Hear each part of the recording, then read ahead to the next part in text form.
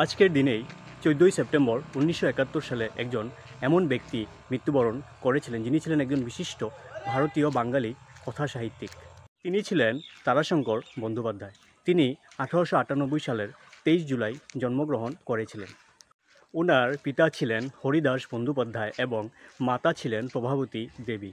তিনি উপন্যাস, ছোট গল্প, নাটক, প্রবন্ধ, স্মৃতিকথা, ভ্রমণ কাহিনী, কাব্যগ্রন্থ ও প্রহসন রচনা করে বাংলা সাহিত্যে বিরাট অবদান রেখেছেন। তিনি 65টিরও বেশি উপন্যাস লিখেছেন, যেগুলোতে বাংলার গ্রামীণ সমাজ ঐতিহ্য ও মানুষের জীবনকে অসাধারণভাবে ফুটিয়ে তুলেছেন। তার 53টির বেশি ছোটগল্প সংকলন প্রকাশিত হয়েছে, যা তার ছোটগল্প রচনার দক্ষতা প্রমাণ করে। তিনি 12টি নাটক লিখেছেন, যা তার নাট্য প্রতিভার সাক্ষ্য বহন করে। তারাশঙ্কর বন্দ্যোপাধ্যায় শুধু একজন লেখকই ছিলেন না, তিনি ছিলেন একজন সামাজিক বিশ্লেষক।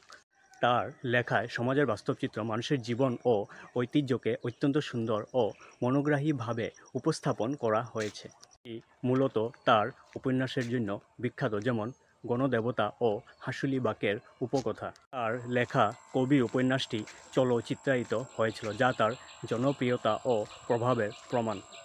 আজকের এই ভিডিওটি এতটুকুই ছিল। ভিডিওটি ভালো লাগলে তোমরা আমার ফেসবুক পেজটারে ফলো করে নিও আর আমার ইউটিউব চ্যানেলটারও সাবস্ক্রাইব করে নিও।